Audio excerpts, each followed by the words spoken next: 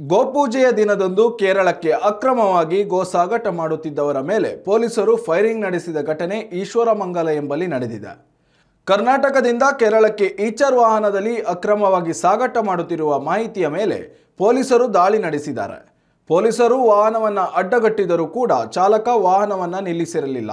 ಹೀಗಾಗಿ ಪೊಲೀಸರು ಸುಮಾರು 10 ಕಿಲೋಮೀಟರ್ ವರೆಗೆ ವಾಹನವನ್ನು ಅಡ್ಡಗಟ್ಟಿದ್ದಾರೆ. ನಂತರ PSI ಜಂಬುರಾಜ್ ಸಿನಿಮೆಯ ರೀತಿಯಲ್ಲಿ 2 ಸುತ್ತು ಫೈರಿಂಗ್ ಮಾಡಿ ವಾಹನವನ್ನು ತಡೆದಿದ್ದಾರೆ. ವಾಹನದಲ್ಲಿದ್ದ ಕಾಸರಗೋಡು ಮೂಲದ ಅಬ್ದುಲ್ಲಾ ಎಂಬುವನನ್ನು ಪೊಲೀಸರು ಬಂಧಿಸಿದ್ದಾರೆ. ಫೈರಿಂಗ್ನಿಂದ ಗಾಯಗೊಂಡ ಅಬ್ದುಲ್ಲನನ್ನು ವೆನ್ಲಾಕ್ ಆಸ್ಪತ್ರೆಗೆ ದಾಖಲು ಮಾಡಲಾಗಿದೆ. ಮತ್ತೋರ್ವ ಆರೋಪಿ ಸ್ಥಳದಿಂದ ಎಸ್ಕೇಪ್ ಆಗಿದ್ದಾನೆ. ವಾಹನದಲ್ಲಿ ಒಟ್ಟು 10 ಗೋವುಗಳನ್ನು ಸಾಗಾಟ ಮಾಡಲಾಗುತ್ತಿತ್ತು. ಗೋಪೂಜೆಯ ದಿನದಂದೇ ಗೋವುಗಳನ್ನು ರಕ್ಷಿಸಿದ ಪೊಲೀಸರ ಕಾರ್ಯಕ್ಕೆ ಹಿಂದೂ ಮುಖಂಡರಾದ ಅರುಣ್ ಪುತ್ತಿಲ ಅವರು ಅಭಿನಂದನೆ ಸಲ್ಲಿಸಿದ್ದಾರೆ.